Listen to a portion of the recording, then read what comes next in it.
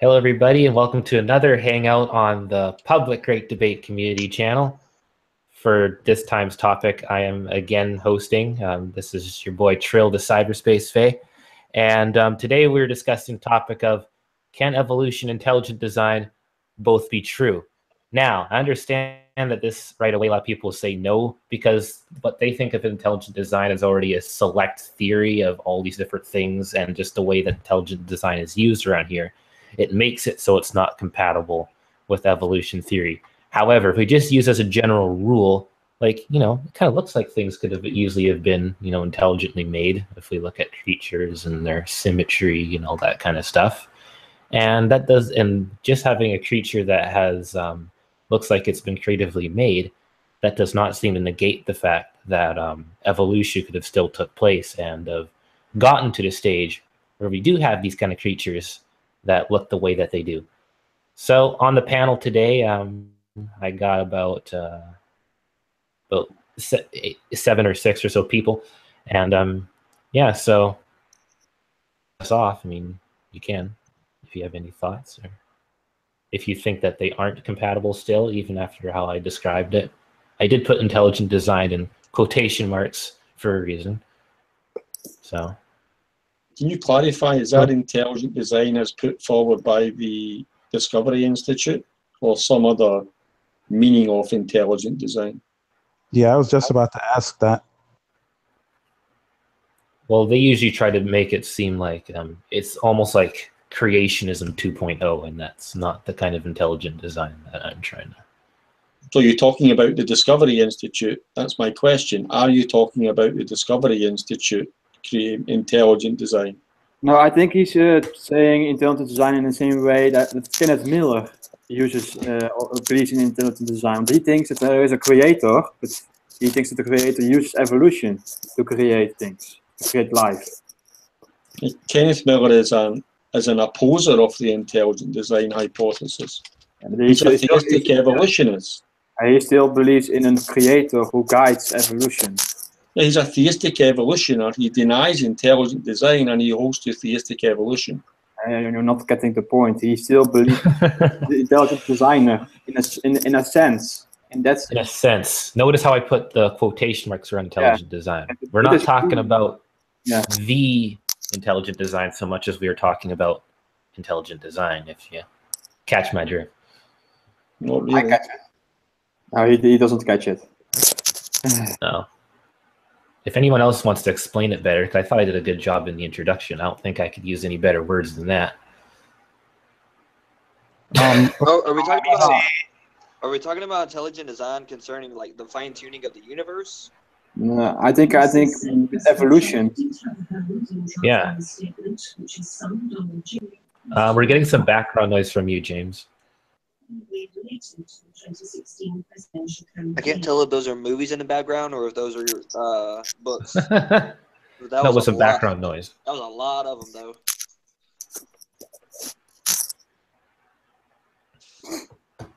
But so I think we need to first like get a good understanding of like what exactly like. Okay, well, I can do my best.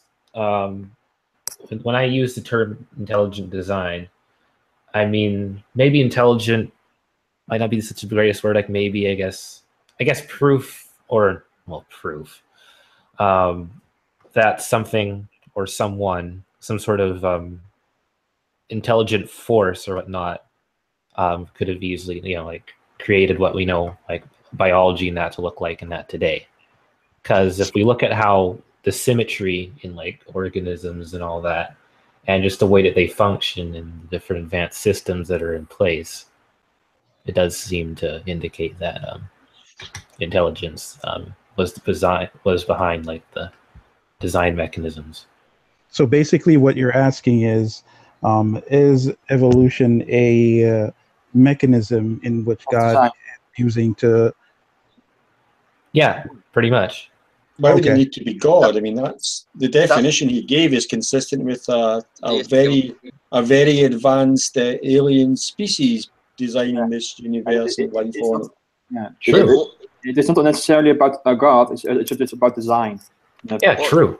What, in a what very does broad You could respond. You could actually insert pretty much anything in there if you want. Like here, you could, for the sake of argument, we could say, yeah, an intelligent alien race created us, or it could be a god or some sort of earth spirit or something. Yeah, All that really matters for this conversation to work is that we're trying to discuss whether you think an intelligence of some sort was behind the type of evolutionary results that we see today. Because I was about to say, it kind of sounds like a way of talking about, like, is theistic evolution compatible? Like, almost, because you both have, like, the idea of evolution with an intelligent being behind it. So that's just kind of what it sounds like. Theistic evolution is specific to a god. The word theistic means God, and that's God. The intelligent design is not linked to God. That could be a super advanced alien intelligence. Doesn't need to be God. Well, given that the alien race could be, AKA God or something, But they could also not be God. Right. Well, yeah, So and it depends you can't use theistic. So you can't use the word theistic because that's a reference to specific. God is the designer, whereas if you use intelligent design, that's open to it being God or not being God. Yeah. Right. Theistic evolution is like a type of intelligent design via evolution. Yeah. They can also alien design via evolution, for example. But like the same. I think the point that the same argument applies whether whatever you want to make the designer. Like, it, for the sake of argument, you could say, yeah, it's God. We could also say there's this weird creature called Bob. All that we're really trying to get down to the point of is whether it looks like, things could have been intelligently set up in such a way that when evolution runs its course, we see this symmetry, we see the advanced nature of creatures and all that. Yeah. Do you get the concept, Matt? Yeah, I just think it's trivial. It's a trivial conversation. It's, of course, I mean, it could be an intelligence, could be behind evolution. There's nothing in evolution that tells you where. There's two questions. Evolution is about how life evolved when it got here. This doesn't seem to be addressing evolution. This seems to be talking about how did life get here in order to evolve? Was that intelligently designed? It's not the question. The question is if evolution and intelligent design are contradictory. Yeah, because if we have evolution, he's trying to argue it is not. No, it's not. It's not contradictory. Okay. Well, because some people, I understand that you think so, and even I think so. They're not contradictory, but other people will kind of want to say because of the random nature of evolution, quote unquote random nature, because you got natural selection and all that. But because of the random nature of evolution, in that sense, a lot of people would like to say that no, they're not compatible, because you got one where, for instance, it's like everything was set up this way for a specific reason. And if the reason why we have the creatures we have today is purely because of environmental factors and which ones survived and which ones died out, that doesn't seem to. But that doesn't exclude there being an intelligent designer, because the environment could have been set up by that intelligence. Right. But I'm just saying not everybody's going to see it that way, though. Yeah, but they would need an argument. They would need an argument. If they were going to say that intelligent design and evolution are incompatible, they need to have some sort of argument for that. They just can't say, well, I don't like the sound of that, so no. They have to have an argument to say, well, no, that couldn't be the case. I don't. Yeah, true. I don't believe in an intelligent force behind anything. I do agree that evolution is not incompatible with intelligence. You just don't agree there's an intelligent force. Yeah. I don't think any. There are examples of intelligence-driven evolution, like, for example, the domestication of dogs. But that's microevolution. That's not macroevolution. Microevolution is evolution, a type of evolution. Yeah, it's a type. You have the micro level and you have the macro level. I think with evolution, you're talking about the whole evolutionary process. The only reason the distinction even exists in the first place is because people want to be able to still say that quote unquote macroevolution didn't happen, and at the same time accept the fact that adaptations happen. But really, macroevolution is just microevolution on a bigger level. So you don't think that you don't think the term macroevolution is found in scientific papers then by biologists and scientists? Do you think it's a creationist invention? I don't think that it's necessary. I mean, so sure, we have why would the biologists use it then? Let me clarify. Microevolution is evolution that happens within an interbreeding population or a species. And a macroevolution is evolution above the species level. And we have observed speciation in real life. So we have observed macroevolution occurring. That's the claim. And we provided evidence for the claim. You can look up, for beginners, look up speciation, and you will see a Wikipedia article giving example after example after example with citations to the articles, providing examples of observed speciation events. Of course, but the big assumption behind that is that I accept the biological definition of species, and I might not accept that. And if I don't accept the biological definition of species, then where does then telling me about speciation get me? That is how macroevolution is defined in science. It's definitions don't make reality. Or you can apply it to reality. Definitions? Yeah. For example, the definition for mammal. A mammal is an animal with mammary glands. Are you a mammal? I don't know. I don't know if I've got mammary glands. You mean tits? So is anybody here denying that speciation takes place? No. No. No. Because Take an example like the reptile-mammal transition. Where exactly in that 100 million year process is there something that violates the dynamics of microevolutionary speciation? Nowhere. Exactly. I think we're starting to Your see the point. I think we're going down. Macroevolution is a real phenomenon, and it's microevolutionary in nature. Yeah, so to really, like, we have this distinction because of species within a species versus transforming to a different species, but they're kind of the same thing. I feel like in a way, I think there is a significant process the transition between within the species level to above the species level, because we have a thing called reproductive isolation, and that is a significant mechanism for speciation. Yeah, that's one of the criteria by which biologists define a species. Yeah. Right? Why would one need to accept that definition? It's useful in classifying organisms. Yeah, but useful doesn't mean it's true, right? Well, useful, if you don't have an alternative, then what is it? Let's instead of talking about speciation, let's talk about blognal flap. And then you have to define what blognal flap is. If you're arguing that an evolutionary process can occur by some other means than speciation, or could do it in a way that wouldn't have speciation, then fine and dandy. But I can't see how that could be possible. Once you open the floodgate of speciation, however, where do you draw the line as to how much variation can take place? And it seems that if you look at the specific details, there doesn't seem to be any limitation, at least for the last years that we can see in the fossil record. I don't know how that addresses anything I'm saying about definitions. You can't, defining something doesn't get you to that thing being the case. Well, what are you saying then? Take an example of how you are applying what it is to a specific example. Concretize it for us. Yeah, like for example, like in the taxonomic system within biological evolution in regards to what constitutes a species, my understanding is that on one level that is that a species is a different species if it cannot breed to the second generation, right? But that's just a definition. Well, that's just a definition, right? No, the definition, yes.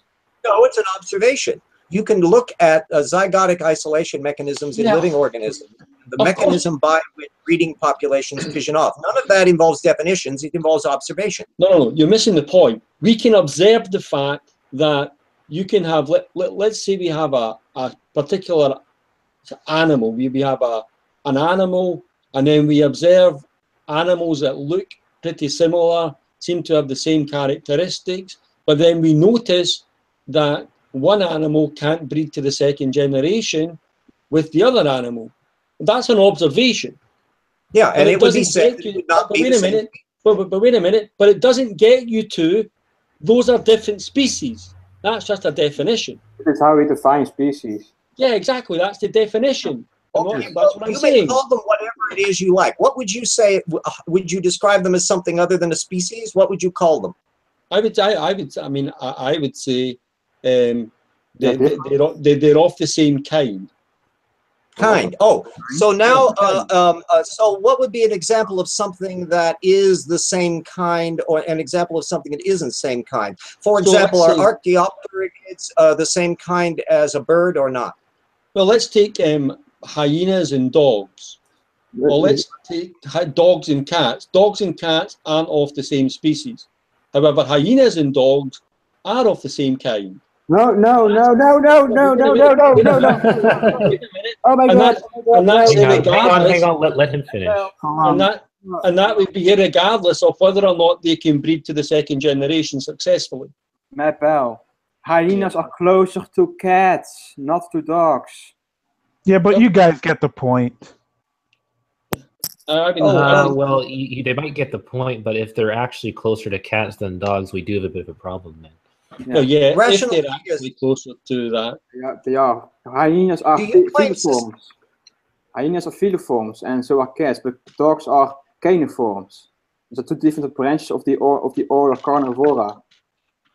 You can just change dogs to cats, then you get the same point, yeah?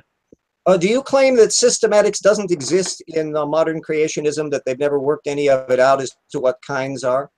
Well, you're making the assumption there that I'm talking about creationism. I'm not. You use the word kind. You know anybody other than creationist? Oh yeah, so I can't. So if I use the word kind, I'm a creationist. Is that your reasoning? That is the only one. Do you know that anyone? Do you know anyone in the evolutionary context that uses kind as a systematic term? No, because the people who use the word species within at least the people who are qualified to talk about it are professional biologists, and they buy into the taxonomic system and the definition of species, so they wouldn't use that. No, I'm not talking about species. I'm talking about kind. Are you telling me that kind has any definition at all within a systematic framework other than creation? Not that I'm aware of. No. That doesn't mean to say if that. You but that doesn't. Word, but that doesn't mean particular word. It has baggage. Well, it has baggage. Yeah, of course, you can make that assumption. But if I say to you, I'm not a creationist. No. Well, yeah, but it's an observation. It's an observation. It's my observation that you made an assumption that's unjustified. Hang on. It's an observation. Guys, could it not be that Matt is using kind as more of a colloquial sense? I agree if you're trying to use it as a systematic, technical term, there's a lot of flaws with that kind of thing. But if you're trying to use it in the colloquial sense, I mean, shoot, maybe even I've used kind as a colloquial before as well. Traditionally, it is a synonym for family, and at that taxonomical level. And that's the only sense in which it's used colloquially. Now, creationists tend to carry that over into their systematics, to where they kind of focus in on families as kinds, except for us, when we are never allowed to be the same kind as anybody else in the primate family. That's when the whole system breaks down. It's completely arbitrary. And can you define what you mean by families exactly? Go ahead. Sorry. Family is just above order in order.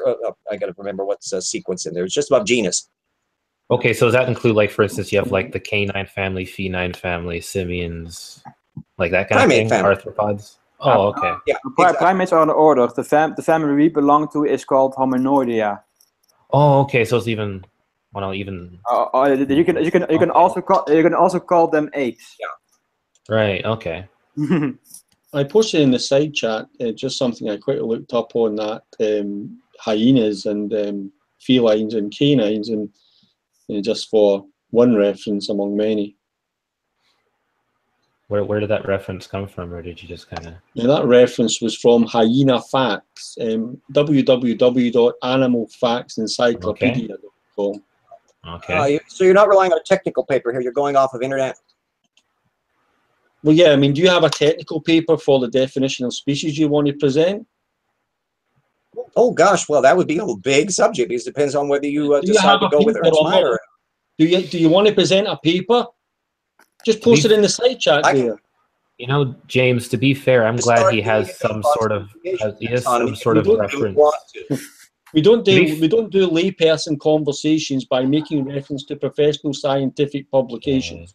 Why not? Excuse me, It's nonsense. Hang on. Because I'm a layperson and I rely on technical literature all the time. Well, that's a claim. To be fair, I'm glad he has a link at all. Because here's the thing, it's very easy for somebody to make a claim like that and then not have any sort of link or nothing to back it up so people can go check it.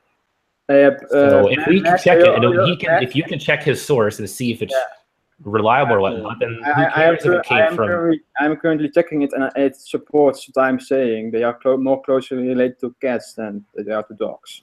Where does it say that?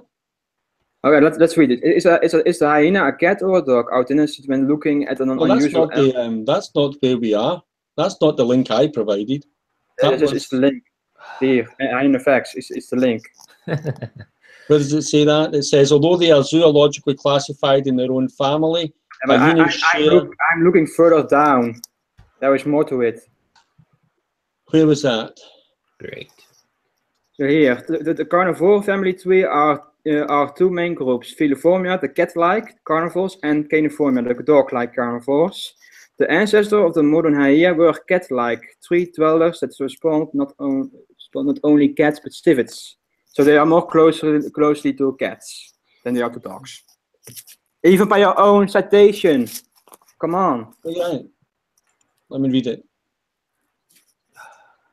Oh, that's a hyena, a cat, or a dog. Yeah. So I was right, even by your own citation. Right. So I guess I'm kind of confused at the point that people are trying to make here. I suppose we need to clarify what we mean here, and I'm not sure what Rational's position is on. Is anything related to anything? It's one sentence or what? Yeah. So just keep reading on that. Yeah, just keep reading on that. It says this. So hyenas are in the suborder Feliformia, along with all modern felines, but over the course of evolution, hyenas developed many of the behaviors and physical features of the dog species that lived in the same environment. Because those behaviors and physical attributes were effective adaptations to the environment and filled a similar ecological niche, this is called concurrent evolution. Do you take issue with that? They look They share biological ancestors with cats, but developed more like dogs. Yeah, they look superficially like dogs, but they are more closely to cats. That's the point. Yeah, I think we can agree to disagree on that. Yeah. So, but that is with the source you decided. You do not agree that they share any biological ancestry and relationships to cats and/or dogs. No. I accept that they share biological ancestors with cats, but they have developed more like dogs. Mm-hmm. So that's what your modern hyena is. Your modern hyena has developed evolutionary-wise to be more like dogs than any of their shared biological ancestors. Were there any design events involved in hyena evolution? Well, that's what it says. I mean, in the article, I'm just quoting the article. That's not my work. That's the article. If there were any design events involved in hyena evolution? No. Can you name any lineage that you believe a design event was involved in? That a designer? Yeah, that a design event was involved in. Oh yeah. I mean, I can name one, domestic dog. Every creature on the universe is a result of intelligent design. That's obvious. Everyone. So the hyenas that you just said didn't have a design event involved in them now have a design event. Where's the design event then? I misheard the word. I misheard what you said the first time. That's why I asked you to clarify the second time. I never caught the word designer. If you're asking me, is life on Earth, all life on Earth are the result of intelligent design? The answer is a clear yes from me. So, I'm trying to get past the origin of life down to the hyenas. Do you claim there were any explicit design events anywhere in the lineage of cats off into hyenids? Are there any No. design events you've identified there? No, there wouldn't be anything. No, I'm not claiming there's something that from an ancestor of the hyena, and then there was a design event between that and them evolving to be more like dogs. No, the design How design far would back do happen. we have to go? The design would, what is the most design would recent design happen. event you know of? The design would the intelligent design would happen prior to any life being on the earth. Oh, so that's the only design event you're willing to argue for is the origin of life itself? Yeah. Okay. And then it's all purely naturalistic evolution from then on, right? I mean, So I think we kind of know his position now, right? It's mainly, it sounds mainly like theistic evolution to me, unless there's something. Well, no, I mean, intelligent design is not theistic evolution. In fact, the proponents of the intelligent design movement are against theistic evolution. That's so true. That wouldn't describe you. Like, what would be the best thing to describe? I'm a theistic evolutionist, but I'm sympathetic. Okay. But I'm sympathetic to the intelligent design hypothesis or guess. Okay. Or maybe we should. Is there a particular reason why? Maybe we should call intelligent evolution instead of intelligent design, just to make a compromise. I'm not too sure I would call it to be able. I mean, the belief that evolution was guided by intelligence, which you just call intelligent evolution, just to make a distinction between intelligent design argued by the Discovery Institute and intelligent evolution discovered in this. Alfred Russel Wallace called it interventionism. Okay. Yeah, that would be a useful way to distinguish between intelligent evolution. Okay, I see. The Discovery Institute and how it seems to be getting used in here. Intelligent evolution. Yeah. Okay. Interesting. So yeah, that might actually be a better term for it then. Yeah. Quick. Change the title of this Hangout. I don't want to. I'm good. This is a good title because it gets people, it draws attention and all that. And that's why I said intelligent design in quotation marks. So there you go. Because I think everybody in the room here is in agreement that the intelligent design that is usually presented by the intelligent design proponents here in this community is pretty much crap. So I don't. We're not talking about I wouldn't agree with that. Okay, so you do agree with like what's been presented by people like true empiricism and that? No, I mean true empiricism. I mean they don't represent the intelligent design movement. They kind of represent a very poor form of that. I'm talking about the intelligent design as proposed by the Discovery Institute with Douglas Axe or Stephen Meyer or Michael Behe, and people who are actually scientists and who are qualified to speak on the subjects. I'm talking about them, not the layperson misrepresentation of that by people like true empiricism. You believe they have an actual case? No, I mean I think they've got a lot of work to do yet. I think they've got a lot of work to do to persuade the scientific community. But I see it as an interesting idea.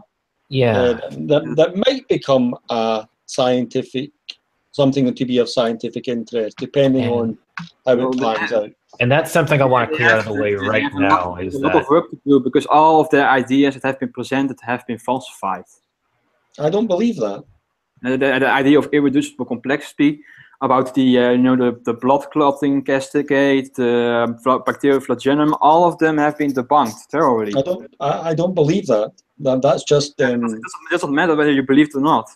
It does, because you don't have any facts to back it up. You can point to Ken Miller, but Michael Behe and Stephen Meyer have answered Ken Miller, and that's an ongoing debate between them and Ken Miller. Or you can point to.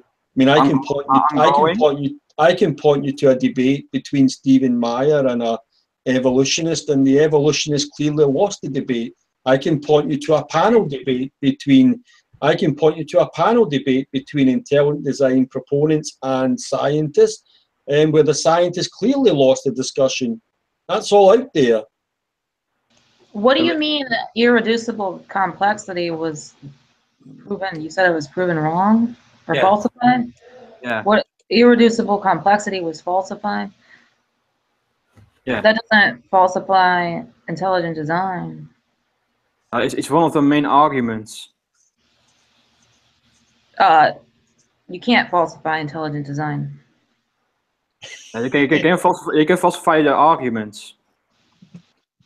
Okay.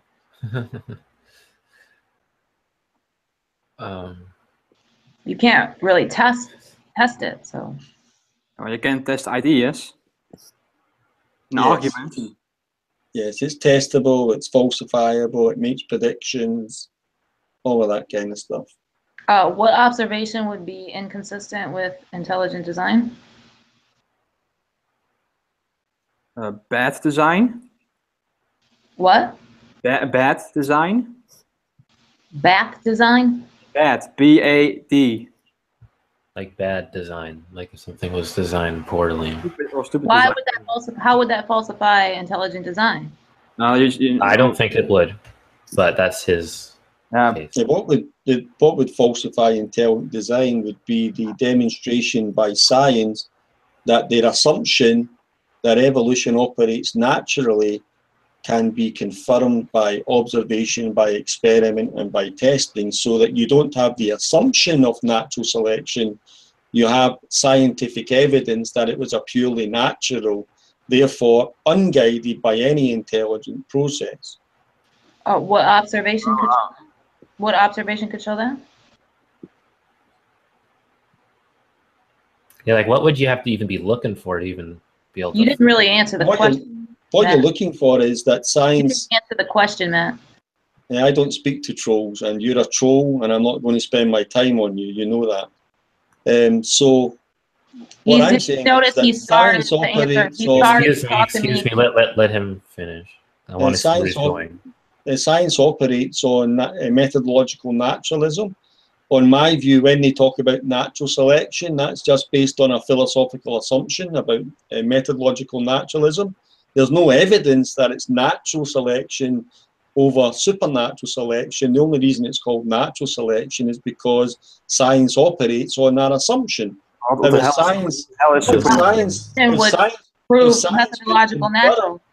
If science could confirm that evolution is a purely natural process in a closed system, then there could be no outside input by any intelligence, even if an intelligence existed. Well, here's the problem. That is an unfalsifiable idea to suppose that there is a supernatural thing manipulating the scenes.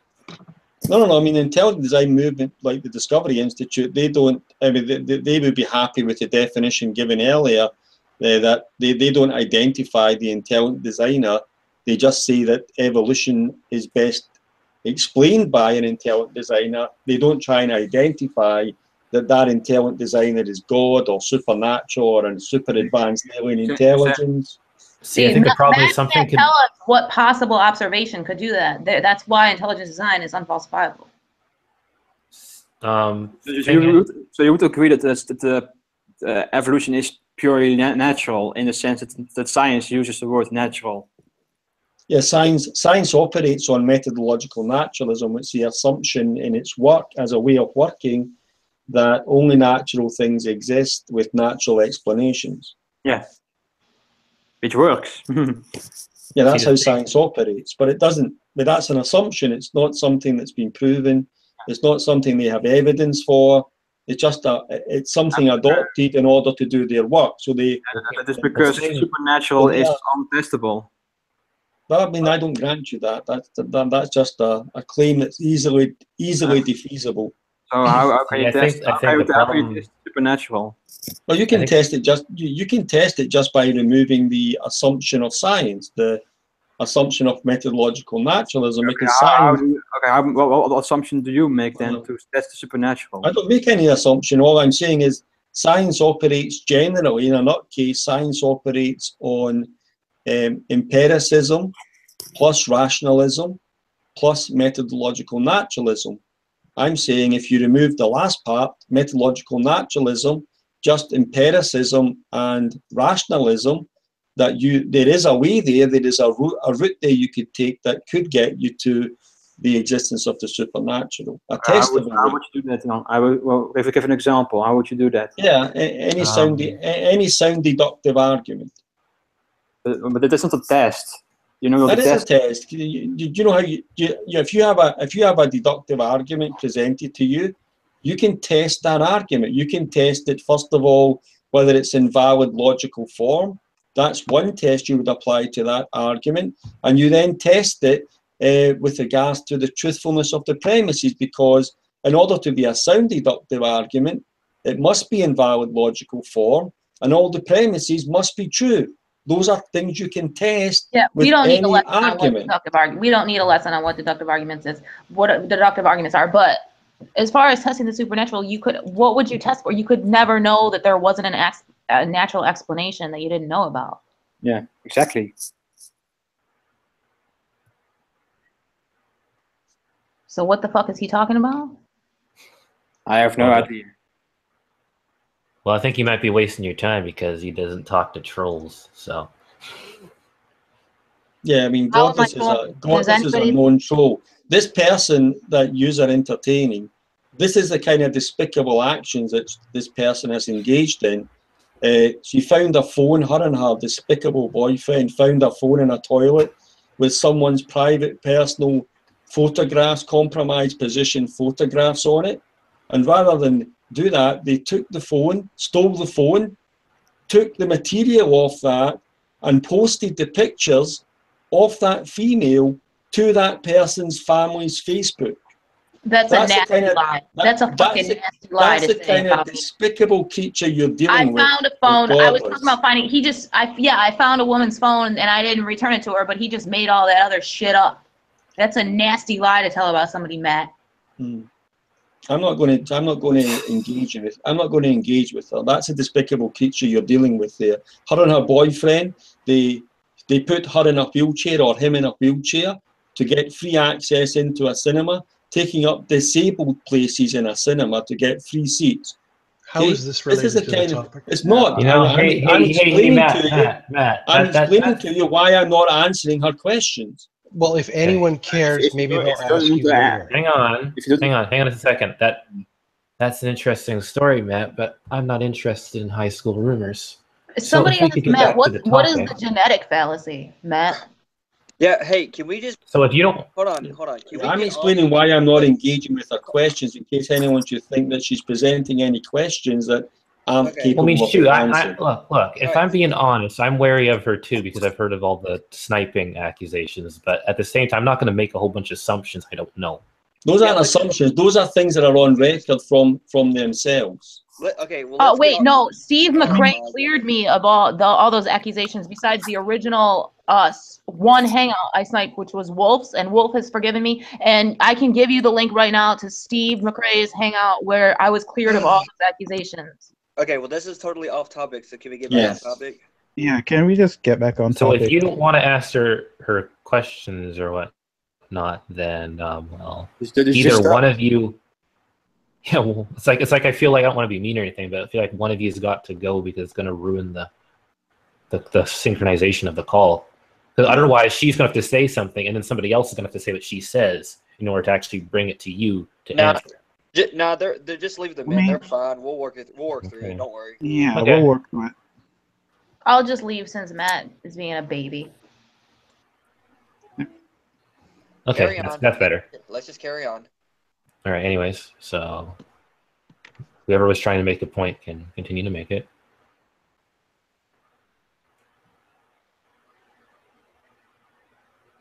Or not. Yeah, so I'm a theistic evolutionist who's sympathetic to intelligent design and don't think there's any contradiction between what's been described in here as intelligent evolution.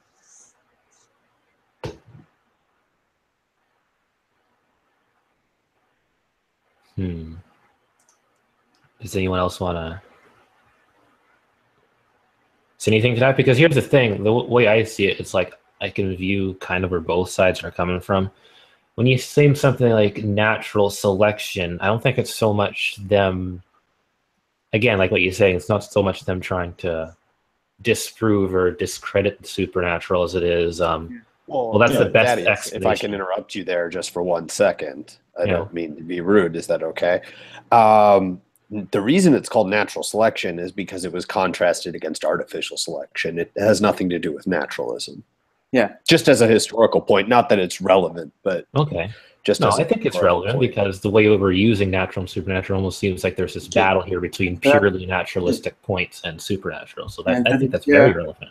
I think we need to make. So let me just address that to so-called scientist Sam. What you're saying is that current science in biology and physics and chemistry and cosmology doesn't operate on methodological naturalism, right? That isn't what I just said. It was just a point of correction on the origin of the term. So does science operate on methodological naturalism? So does science currently operate on methodological sorry, you guys were naturalism? speaking over each other. Yeah, you guys have to take one at a time. I don't want to have to get mean you mod go on it, next, but you guys have to take you ask your question then. Go ahead, Nestle.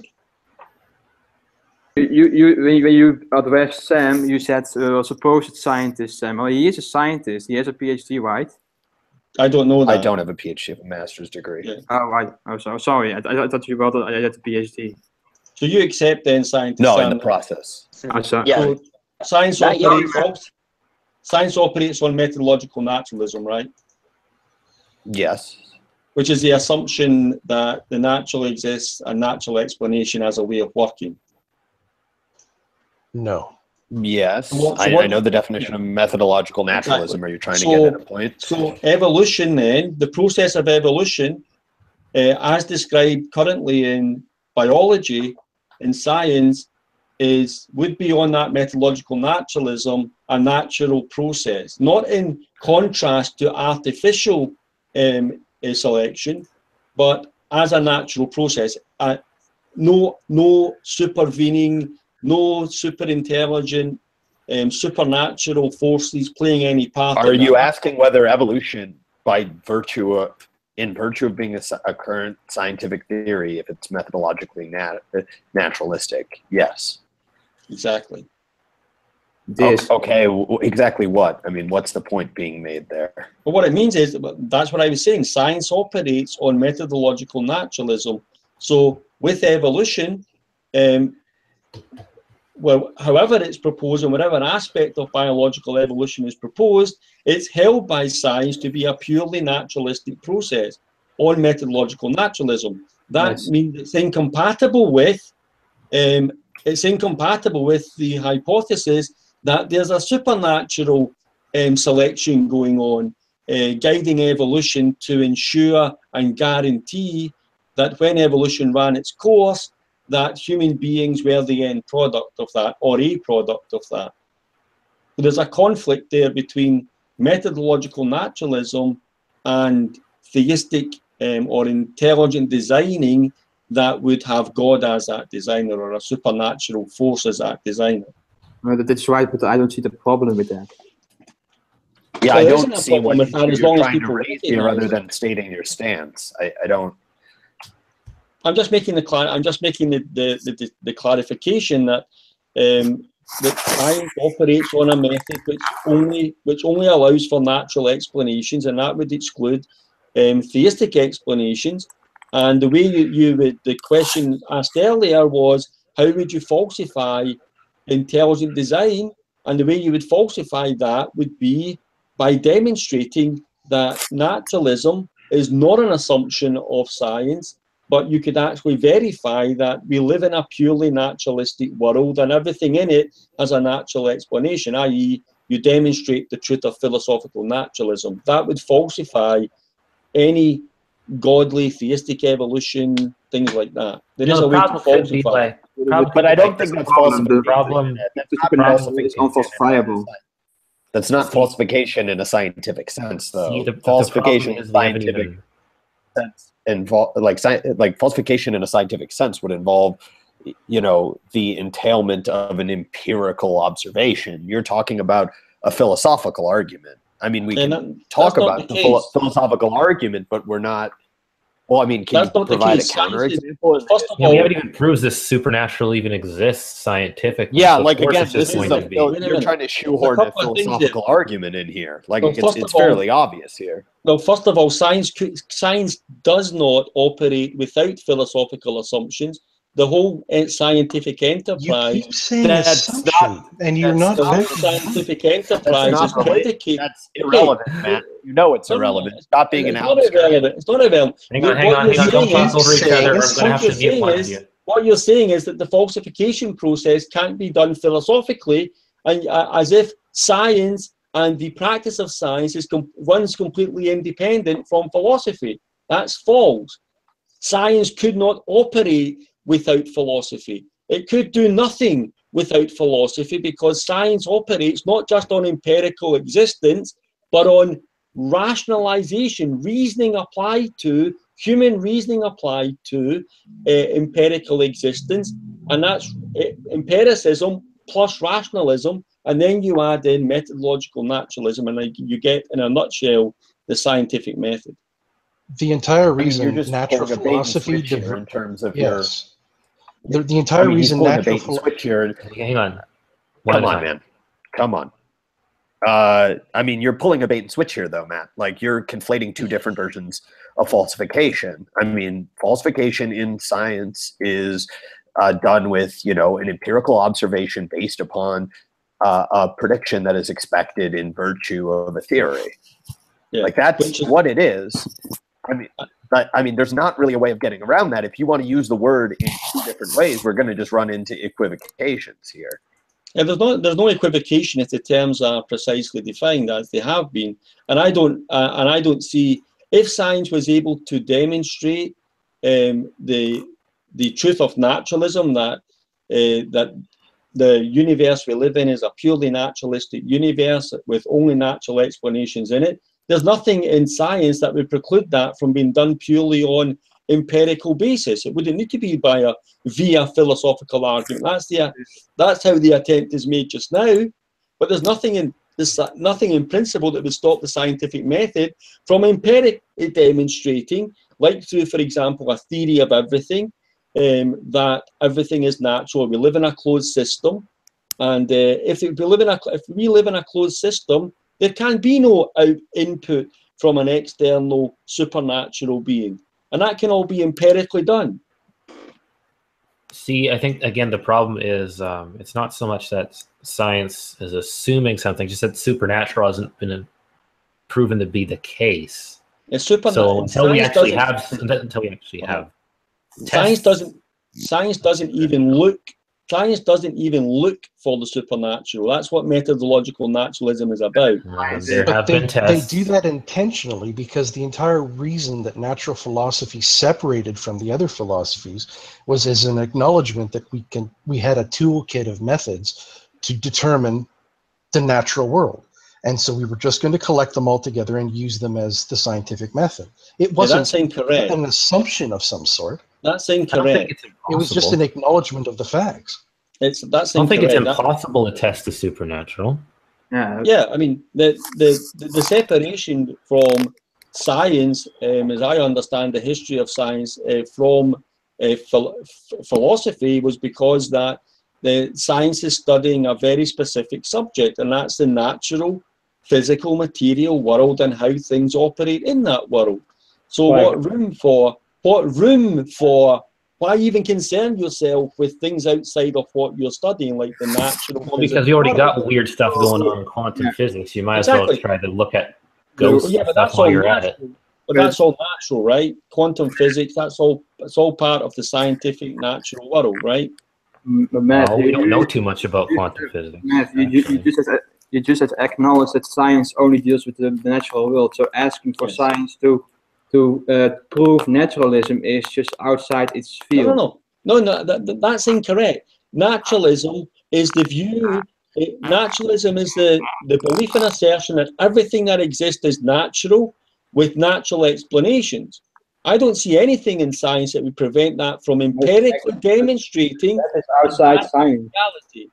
That is outside science. That's the point. What is outside science? Yeah, you're asking a system that is explicitly methodologically naturalistic, at least in its present form, to test its naturalism. You're asking it to test one of its assumptions, which is not how it works. Why couldn't it test the supernatural? If we lived in a closed universe, right? If we lived in a completely closed universe, right? This universe was completely closed, and science had empirically established that everything in the world, the closed universe that we live in, is natural. How could you have anything outside of that had How does science establish that things are natural? Yeah.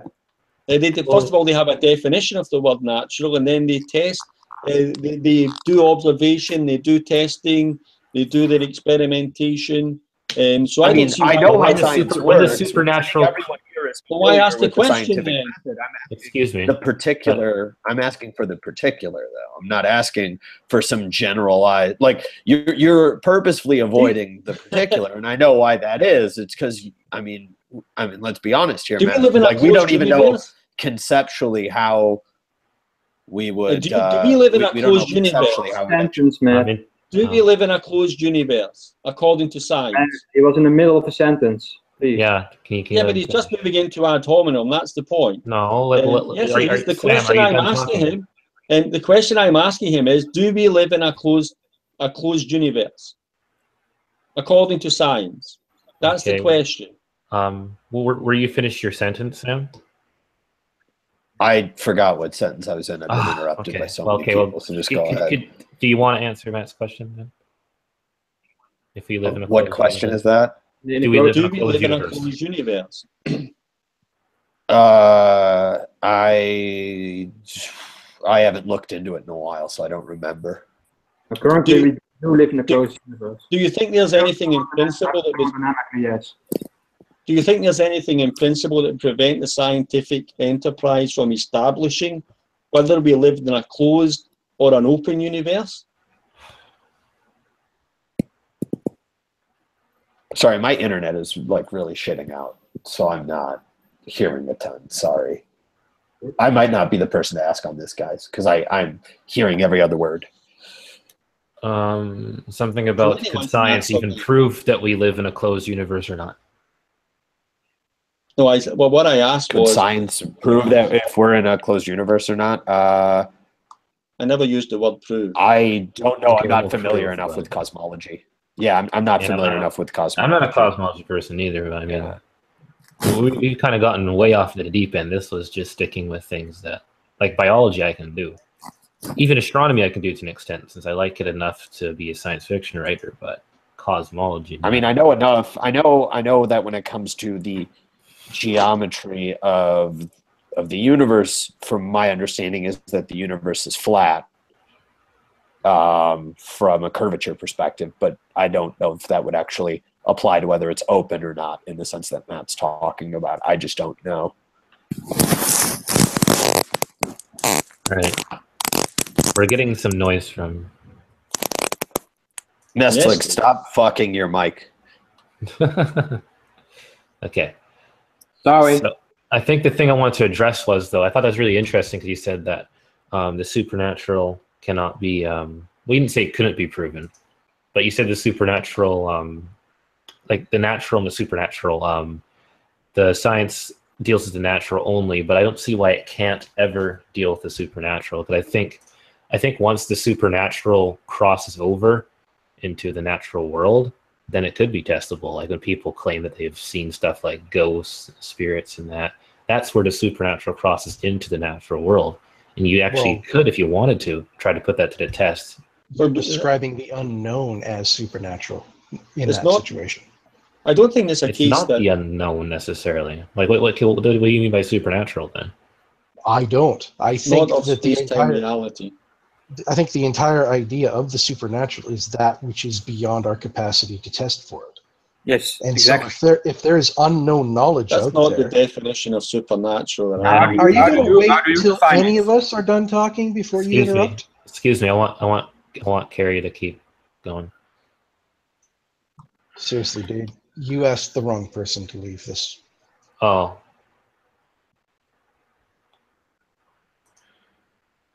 How do you define it, Matt? The supernatural I define as not of space-time reality, and the natural is that which is of space-time reality. Okay.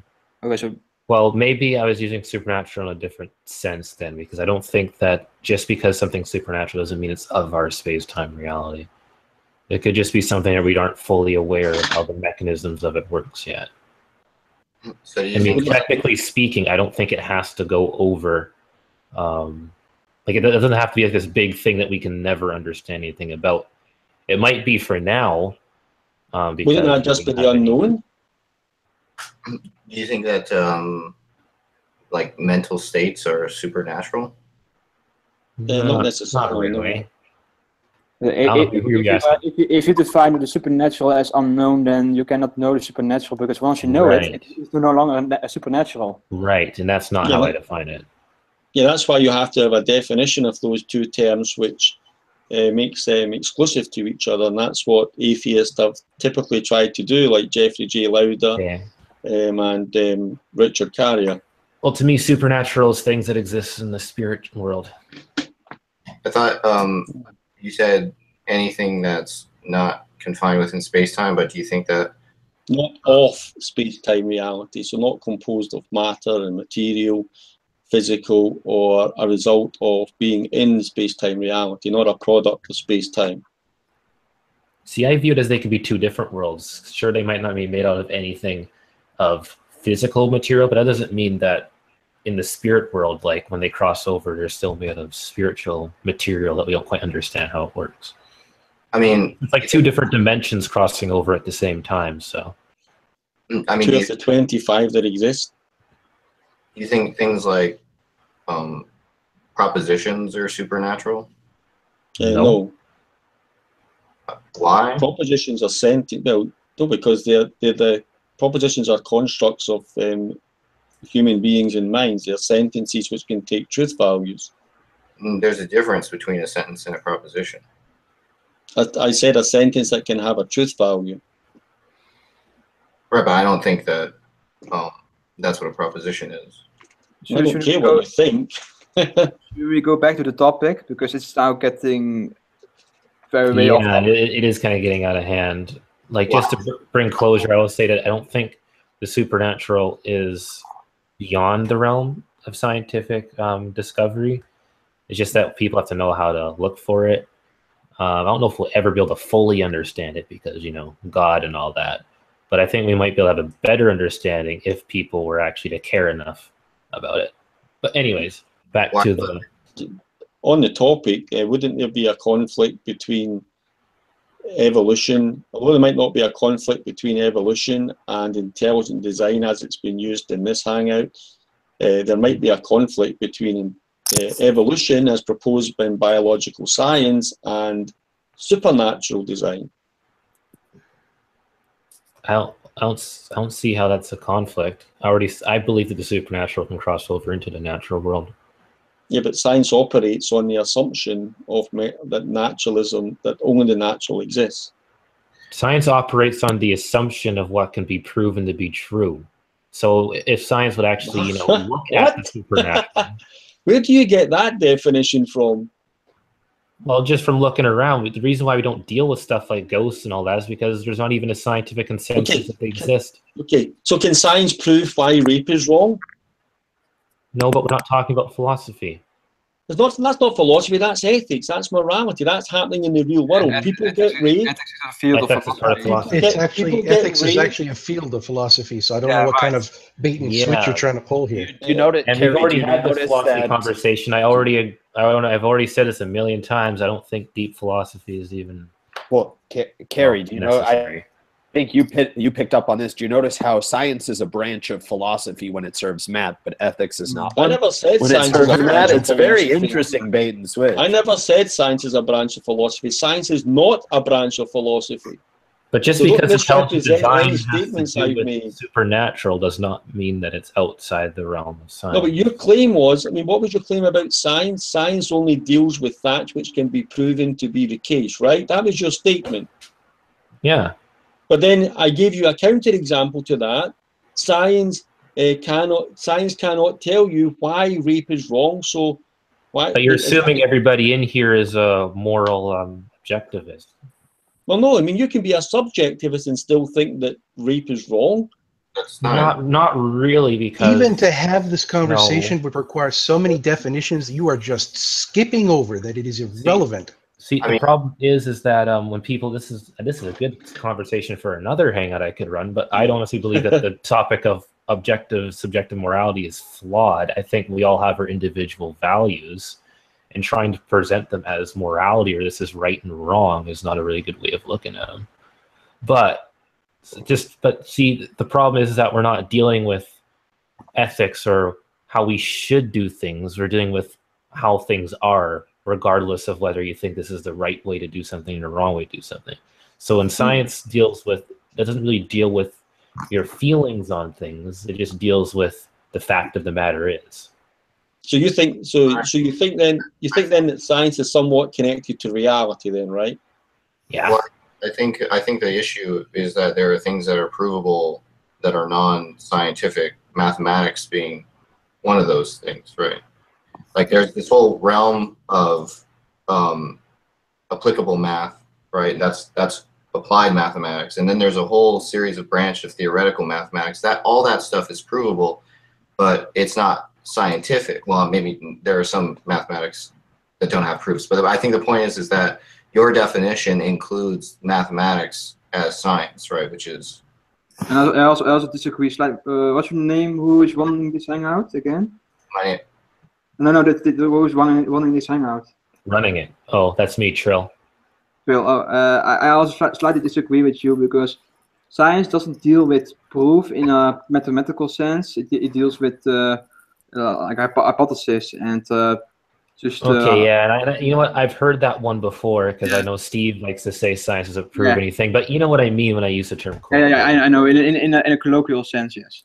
Yeah, I mean, come on. I know a lot of people like to get people on not using technical language. I mean, I'm a colloquial guy. I'm a layman. I mean, come on now.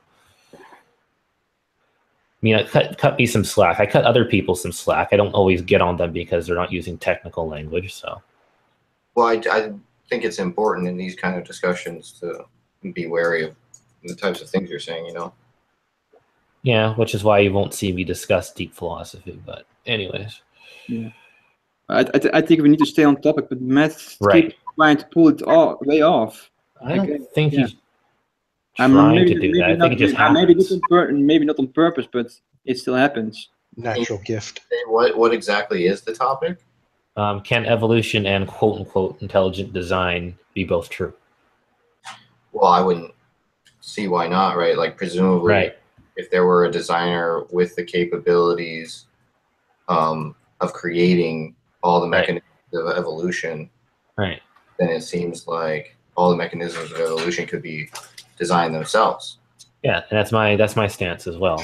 And I think a lot of people in here would agree. It's just every now and then you'll get somebody who doesn't, but I don't think I'm getting that kind of person in here. So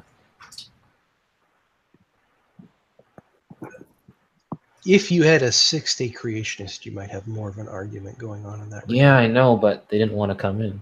I think Hunter tried to get somebody like that, but it didn't exactly work out. So no, I know several theists who are like day-age creationists, so they basically are willing to accept the idea that the days that are mentioned represent blocks of time. No, please. So, no, please don't get Hovind in. Someone wrote in the group chat, please get Hovind in. No, please. Yeah, problem is I don't think he's going to do that. He already has a debate today with somebody else. Yeah. This negation of P guy, whoever he is. So, I mean, I don't know. I think the conversation I brought was kind of relevant because maybe it gets people psyched for watching that debate. So, debate on morality. No. Yes. Between negation of P, negation of P and Kent Hovind are debating the basis for morality. Ooh, okay. Well, we discussed a little bit of that too, even though that wasn't part of the original plan. So yeah, it was a nice segue into the debate. All right, there you go. So should be interesting to see where he's coming from. It's not evolution versus creation for once. Yeah, but I don't think Kent Hovind is. I think all he's going to do is preach from the Bible. Well, yeah. Either way, it should be interesting to see how it goes down for those people who are interested in that thing. Yeah, but I think everybody is. I feel like almost everybody is on the same sort of page, except maybe me and Matt when it comes to this subject.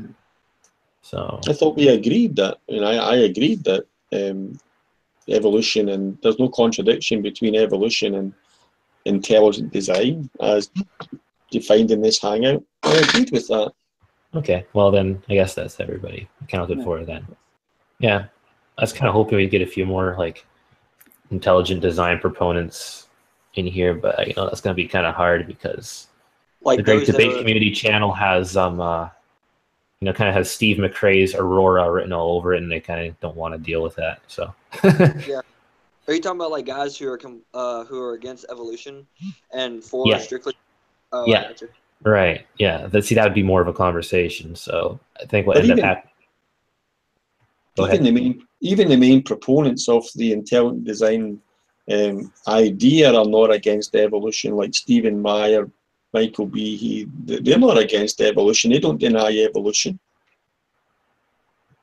Right.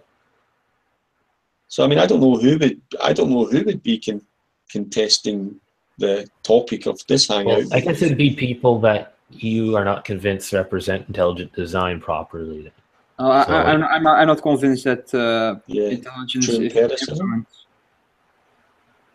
You mean the true empiricism kind people, or G-Man? Yeah, things like yeah, that? those kind of people. Okay, gotcha. Yeah, so I know you don't consider them intelligent design, but usually when people hear the term intelligent design, unless around here, that's usually what they're thinking.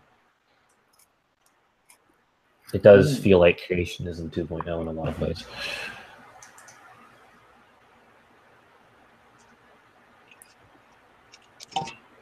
Yeah, but I think mainly people are in kind of agreement. Like Hunter, you've been awfully quiet. Was there anything you wanted to say? Trill, can I ask you a question? Oh, okay, sure, yeah. Do you believe that evolution was guided with intelligence, right? Right. Why do you think that? Well, I think that because I do believe that God exists. Therefore, if he did create everything like this Bible did, well, he has to be behind it somehow. It's not like he's just going to, it's not like the universe can just create itself, then God's just going to take credit for it. But you believe the personal reasons? I guess they're more personal reasons. I mean, it depends what you define what you mean by personal reasons. Absolute reasons that are only for you and not objective in necessarily. Okay, well, yeah, I guess I can see what you're saying there then. Yeah. I don't claim that my reasons would be. For example, if I experienced me being abducted, but I cannot prove to anybody that I'm abducted, so I am justified in believing it myself, not in convincing anyone else, like that. Right. Okay. No. Yeah.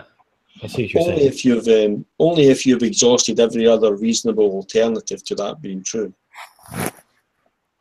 Right, but I think what he's asking is if I had some sort of weird supernatural experience. Oh no. Maybe it was a bad analogy to pull, but okay. I'm not saying that you had a weird experience. No. Oh, okay. So you're saying more personal reasons like that. Would it be significant? For... Yes. Okay. No, yeah, I know what you. I think the thing is that I don't like to, but I guess you're right. I mean, they wouldn't be reasons that would be valuable necessarily to other people. Just reasons why I think so. So, I mean, you won't see me get into debate about trying to prove theistic evolution because, honestly, it's like it is something that does kind of come down to belief at the end of the day. And even though I could point to these to prove the supernatural, it's not going to be enough for a lot of people. Right. So it's very honest. Right. Well, I mean, I like some of the conversation and stuff. They're entertaining, but there's just some things I won't debate because I know I won't. Not just that I won't win, is that I don't have the right information to even make a good case.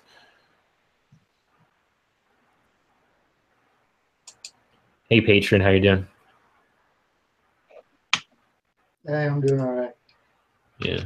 So you needed the company. Yeah.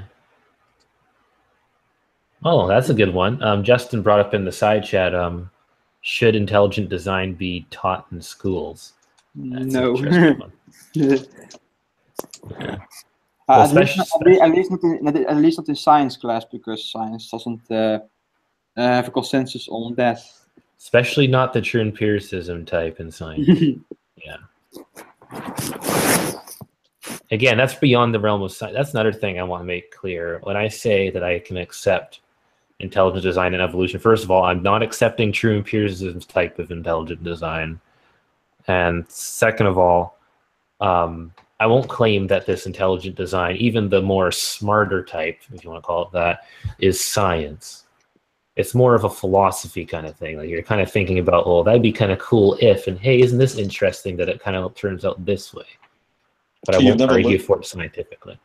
So you've never looked at the intelligent design movement and what they put forward, and because they're claiming intelligent design as a scientific hypothesis, right? Right. Like the Stephen Myers. So have you looked at their stuff? Have you looked at their arguments, or what they're proposing, or why they think it's science? And no, but I just have a really tough idea. I mean, tough time calling something science just because, oh, it looks like this, because usually you have to deal with, observable and repeatable and testable type stuff, right? When it gets to the point of being something repeatable, that's not their argument. Typically, when it works best to start considering it. For example, you have cited something like repeatable. Let's see how science would fare. Let's see how science would fare if it was based only on things repeatable. Let's look at the Big Bang. Is that repeatable? No, but the observation of the evidence of it, yeah, that's repeatable. How is it repeatable? See, and even the when it comes to stuff like the evidence of the leftover of it, yeah, that's repeatable. See, I wouldn't if you're necessarily looking at the consequences of something, you can look at the consequences all you want and figure out what caused it. See, and I wouldn't even necessarily accept the Big Bang as 100% true, because I haven't looked into it enough to even say that for all certain. And the large it depends on what you're defining that way too. I think the Large Hadron Collider.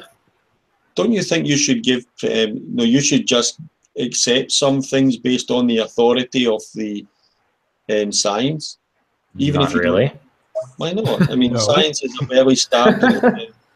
Science is. I mean, well, people say no and they laugh, but the thing is, most of the things that you believe on science are based on just taking the word of science. When you mention the Great Hadron Collider, wait a minute. When you think about the Great Hadron Collider, how many people in here have been there and seen the smashing together of that to produce atoms? None of us. Well, according to that analogy, even going and seeing it wouldn't matter. You would have to be the one to physically do the experiment, apparently, for it to matter to you. Which is a level of skepticism that is useless for anything. So that's what I'm saying to you. If a car mechanic came to my house and started fixing my car, I'm not going to say, "Oh, you're just an authority. I won't accept your authority." But so you do or you don't accept the authority of science when it makes declarations about finding the Higgs boson. Science doesn't have an authority, as you're trying to hedgepodge again. Well, hang on, because last time we had... You're misquoting scientists here. This is what scientists say, actual scientists. They say within science there are no authorities. Not that we are not an authority to speak about what we are talking about to those outside of science. Us. They are an authority. And we take everything they say on their word. The Higgs boson. No, we don't. Okay. What are you talking about? So if they offer an experiment, hang on, let no, finish. You shut up and let me talk for once. You've cut me off 3 times in a row now. Yeah, go ahead. I don't give a rat's ass if you finish, because it doesn't matter. You'll talk for 5 minutes before anyone can talk. Go ahead. We're not accepting what they say because they say it.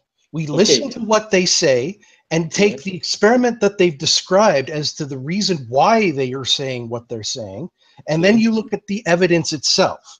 Try to determine if there was any faults in their methodology, what the results were. How does it correspond to something else? Well, Jesus Christ, shut up! You were finished because someone else spoke. Why? How the fuck was I done? I'm still talking. Matt, Harry's still talking. Trill. What is wrong with you? Can you not have a decent conversation for once? Trill was the first person who interrupted you, not me. I came in after Trill interrupted you, so I thought you were finished, and obviously he did as well. Okay, well, he just left then. Yeah, that's because he's a chicken shit.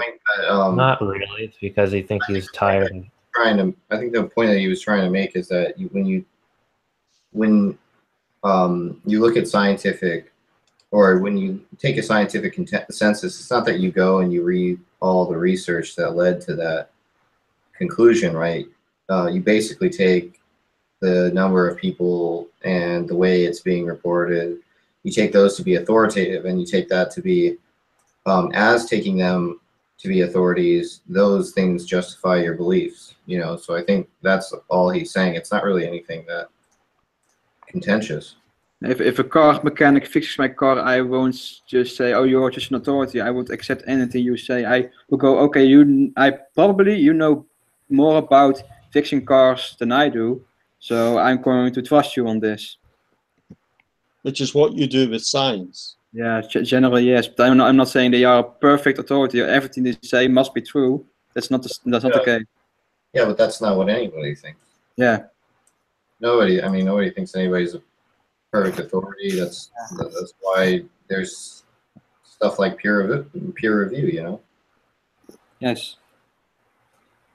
Science doesn't. If you want to challenge scientists, they won't. They say, "Well, okay, what have you to show?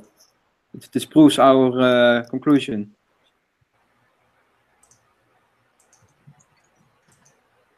That's how science works. That's what the other guy means by there is no authority.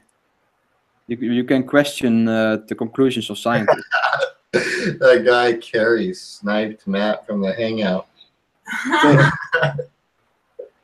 What happened? What happened? That guy Carey. Really? From the Hangout. It's hilarious. Oh, what do you mean? He was already gone before Matt left. Wait, who sniped him?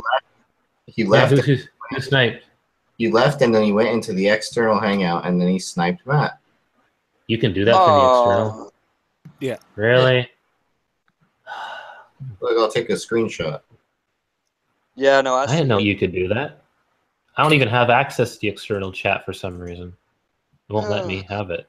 Yeah, you do. Just go to Hangout. No. I know the Hangouts.google thing. Well, that actually it's not showing. I know what you're talking about. I know it's weird. It's happened to me a few times. Every now and then, it just doesn't give me the external chat for a live Hangout. I don't know why. It just doesn't sometimes. So. Yeah, I wanted to chime in. Scientists aren't intended to be an authority. They do an experiment, they gather the information, they put all of that in a paper.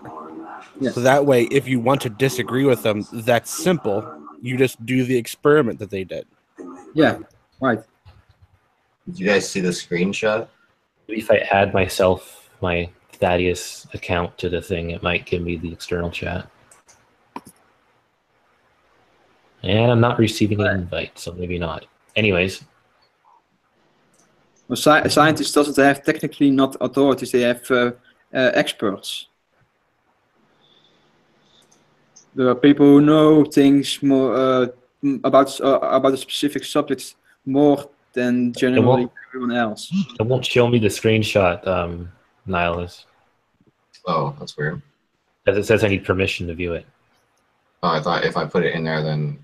No, you gotta actually share the picture itself or whatnot. Anyways, I don't want to interrupt. Go ahead. Whoever was talking about something.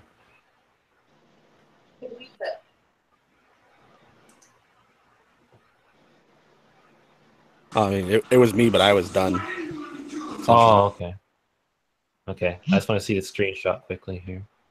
That's weird. Yeah, I don't get this external chat for some reason even though I added myself to it now. Weird. Ah, man, that's what he did. Man, I thought he was a cool guy. You don't just do that kind of thing. No.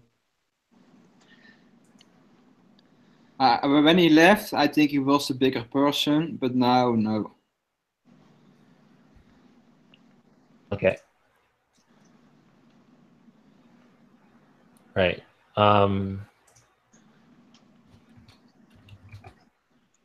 Yeah. Carrie did it. He seems to be kind of owning up to it right now via private messages. I don't want to turn this into a flipping drama thing, so I'm just gonna quit talking about him. Anyways, though, I do think we can agree though that I think we are kind of on similar pages, even though Matt was kind of being a contrarian. Yeah, he tends to do that. That is why he's known as someone who ruins Hangout when he joins. Okay. Well, all you gotta do is ask him what the hell does he mean by in science? Oh, right. Okay. Because science is a methodology. There isn't a in science. Well, Carrie Walker just joined again. Carrie, here's the thing, though. I mean, you did kick somebody out, and we didn't. Yeah. I didn't want somebody just be kicked out like that. Like, I know you find him annoying, but unless I want the person kicked out or whatnot because I think they're being a disruption, I don't think he was being that disruption. Then I really don't want them kicked out. So I'm gonna have to say, sorry, you're not gonna be able to be part of the conversation. You're right. Yeah. Oh, you didn't kick him? You said, how did I kick him? No, you didn't kick him? I can see the screenshot. Okay, well, we have a screenshot that was sent that showed that you kicked him. Yeah. He left. Okay, well, okay, what's going on then? I thought Nihilist actually sent something where it showed that he kicked him. Yeah, I see that he kicked him in the external chat. Yeah. Yeah, in the external chat, it says that you removed Matt, so that's, Can you show the screenshot again? Carrie, everyone has that control. It's one of the problems with Google Plus. Oh, that's how easy removed. Oh yeah, no, it says in the screenshot, Carrie removed Matt from the Hangout. I'm sorry, but unless somebody took over your account in like what, 2 minutes or so and did that with you, with your account, then I don't know how else that could happen. So that only leaves 2 options. And there's only one Carrie listed. Sorry for interrupting you. There's only one Carrie listed, so it's not a stock account either. Yeah. Yeah. I don't think you can lie about this, Carrie. You clearly did. According to the screenshot, I can see for myself. Yeah. So as much as I don't like Matt, I'm not just gonna kick somebody out just like that. I'm not. I wouldn't even do that. I wouldn't even do that to G-Man. Okay. Yeah. I'm not. So, I don't like Matt either. He's kind of a prick. But you don't just snipe someone from Hangouts. Yeah, if you don't like somebody that much, I would just personally leave the Hangout if they're causing that much of a problem. Like what you did before, you just left. You know, it's like, whatever. So, yeah. Sorry about that, but I'm not gonna. Nah. Can you just explain in the side chat? Then I'm not gonna broadcast you because of what you did. I'm going to show screen share where it says right here. Do you see it? Oh, there you go. Yeah. Yeah. I'm sorry, but you don't kick out somebody like that. Not even Matt.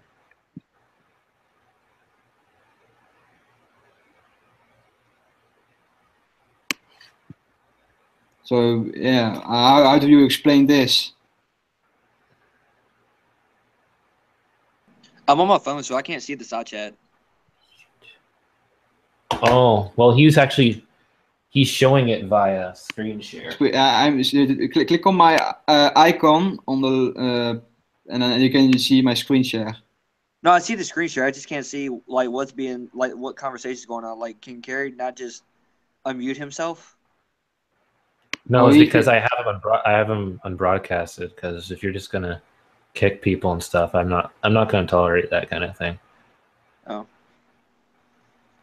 He wants to talk. Gary wants to talk to explain himself. Can we? Oh, you can. Okay. Okay, what happened then?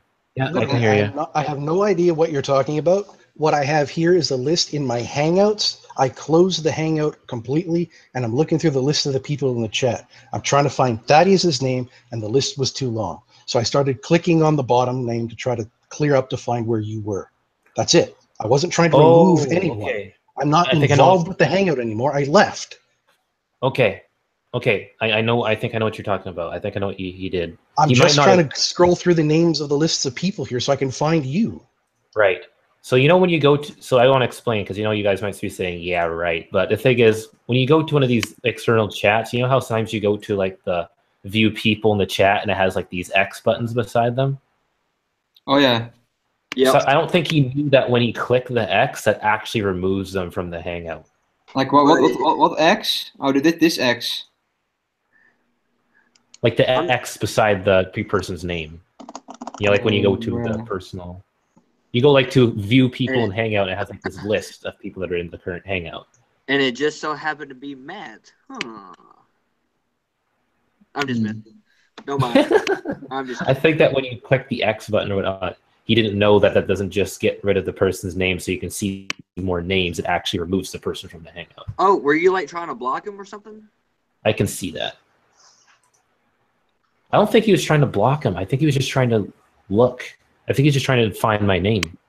I was trying to find your name, and the list of names that came up was too long. So I started at the bottom. Right. Yes, it was his okay. name. Right. That's what happened. Okay. Okay. So I don't know if you know this. Like, I'm not trying to be mean or nothing, but when you do that, that actually removes the person from the Hangout. I'm not in the Hangout anymore. Why do I care? Also, well, because we're still doing the Hangout. Yeah, but why does that have anything to do with the Hangout? I left. Yeah, but isn't that just you accidentally removed Matt from the Hangout? Yeah, so even if you're not in the Hangout, like the voice chat wise,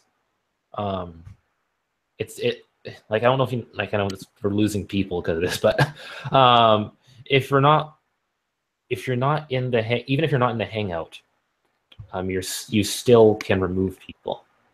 I know it's weird, but as long as you're still part of that external chat and you click that X button, it gets rid of the people. It gets rid of the person and just doesn't remove their name from the list of people that I'm trying to look through. Right. That is a stupid feature.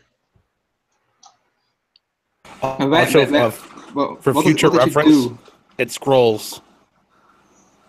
But that's why I still don't believe you, because there's a scroll bar. Where did you go to these X's? Okay, so okay, I don't know, maybe your screen is not showing it or not, but there's like a person thing where you can click on the view persons and Hangout or whatnot, where there's like a little person icon, like a little man thing, and it has like a number beside it. Like for instance, one of the ones I was part of, you can see like the video call icon, and then you can see the 34 other people in this Hangout icon. Then you click it, and then it shows all the different names of the people that are in that specific Hangout. And can you do this from here? This page where yeah, you can. Yeah, you can do it from here. You're in the right place. It's just I think yours is not showing the icon because I think yours is glitching out a little bit. But normally you would be able to, like all the other Hangouts, like I don't know, because all the other Hangouts you have on the side, you should be able to click on. That is different than the one I have.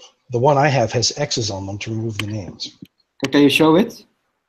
I put a link in the side of what it looks like on mine. Okay.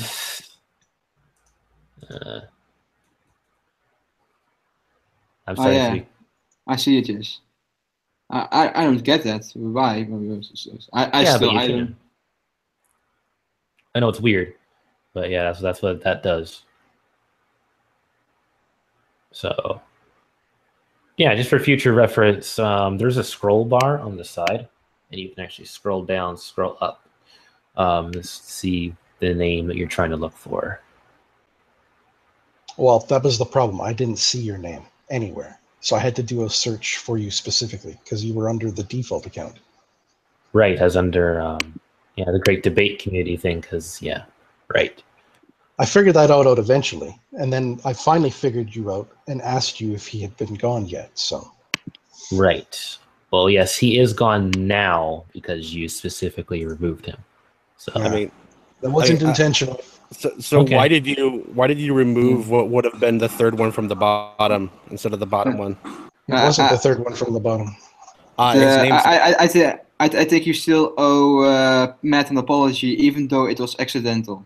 Would you agree with that? Sure. All right. Yeah, if I'm going to fuck him over, I would kind of like him to know it was me. I'm not going to hide in the shadows into it. I think that's fair enough. So you apologize, right? Yeah. Right. Okay, good. I know. I know that was a weird thing, and sorry for accusing you of doing something like that. Well, it just made no sense to me because I thought I was done with the Hangout and I was trying to find you. So as long as you're actually part of the external chat, you're still kind of part of the Hangout unless you leave that external chat. Yeah. Oh, yeah. Well, what account was Matt in here on? Was it just Matt? Yes, Rational. a rational theist. Yes. Right. Yeah. Just rational theist. Yeah. Oh, so yeah, that our Hangout kind of fell apart. Okay, wait a second. If it was rational theist, he wouldn't even been on the screen, and he might have actually been the last name on the list. Okay. Well, again, we are kind of. According to this, he would have been the last name on my list if I hadn't scrolled down to find 2 more names. So Right. according to the list that I saw, his was the last there. Okay. So you know it would scroll. So, but then remove Matt anyway. No, I was looking through it to try to find Trill. The only thing I could Right. figure out was that, I don't know, maybe I was scrolling past his name. Right. It didn't look like I was. I couldn't figure out why I couldn't find his name. It was because I was in here on the Great Debate Community account. That's why. That's why it didn't show up. So. Anyways. Oh, and the Great Debate Community account is it's like a brand account, isn't it? So it's not going to exactly. have. It's never going to have an external chat. Oh, that's why. Right. But even sometimes with my other account, I still won't get the external chat. Anyway, that's off topic, but I don't know.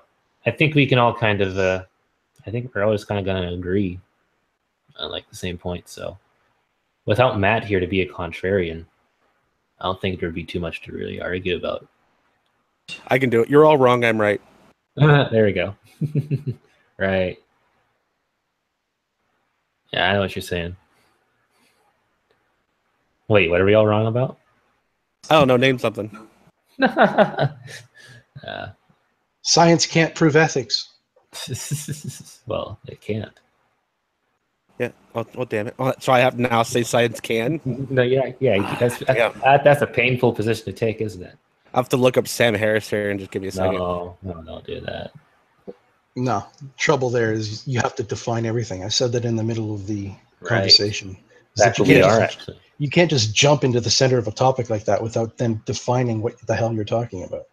I mean, how would you define ethics? How would you define science with relates to that topic? Are you talking empirical processes, logical deductions? What are you talking about?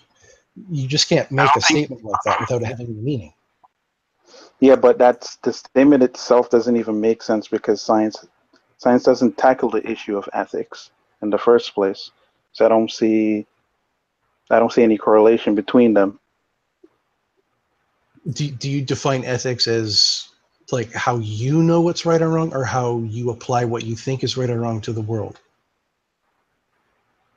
Because as far as I know, that's where the divide between morality and ethics occurs. The idea of you understanding kind of how to determine what is right and wrong, and then how you would apply that to people. One's internal, one's external, sort of thing. I think I guess my view on it is more of like just the moral principles that would govern our behavior as a population, in such a way that it's beneficial to everyone. All right. Yeah, I was always taught that. Oh, go ahead. Sorry, I don't see in any way how science answers any question when it comes to moral values or moral truths or anything. I would suggest philosophy. I think that tool in particular is a good tool to use to address that issue. Right. I suppose. I mean, if as long as you're willing to accept truth as something that is concordant with reality, then if you could show that the choices that are being asked or presented affect reality in some way and are testable in some way, then I suppose there would be a link between reality, truth, and ethics, as long as you could show that the topic being discussed is something physical in that fashion. Right. Like what did he talk about? Rape? Was that the example that he brought up, or incest? What was the example he brought up was that, yeah. Well, I mean, if you're going to define it as like dangerous breeding practices capable of producing, harm to the genetic code in your future offspring. He was talking about the other one. Oh, rape. Yeah.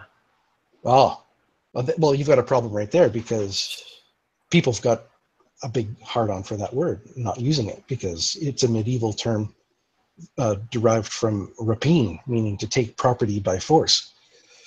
And the entire reason they use the term sexual assault instead of rape is because to force someone who's been assaulted to then go to the police and say, I've been raped, was in some way a tacit admission that they were someone's property that had been violated.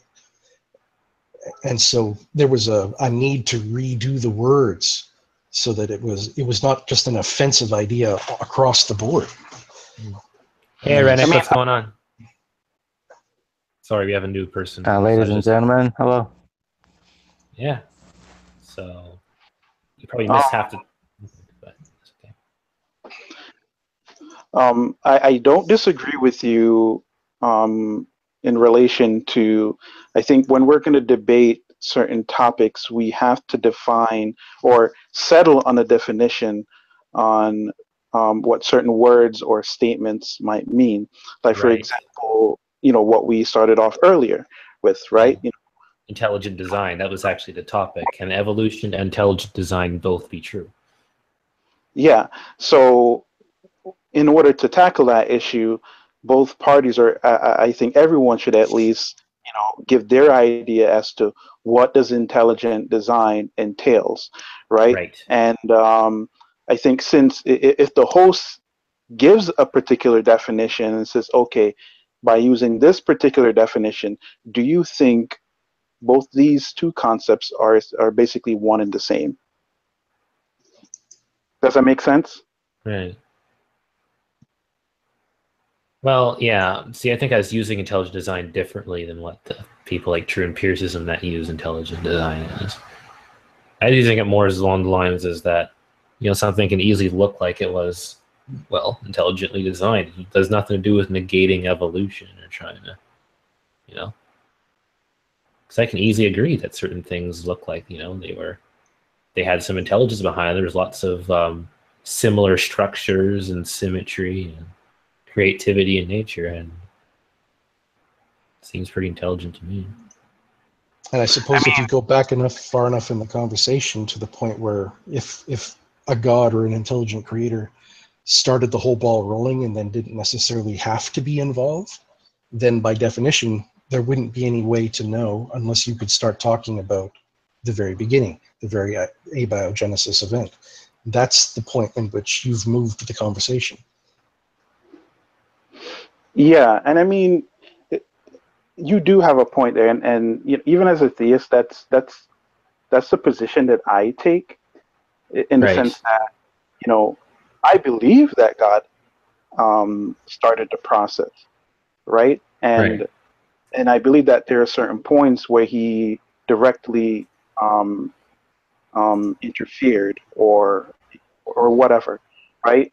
But I don't think there's any way for us to prove that, because it's a natural process. Even if it's an accelerated form, it's still a natural process. So if I was the entity that's doing anything in the system, it would make sense for me to use whatever that's already in the system to do whatever I need to do in the system. Does that make sense? Right. So in that case, I mean, yeah, it doesn't seem like they're at contradiction really at all. No, not if you move it back that far into the discussion.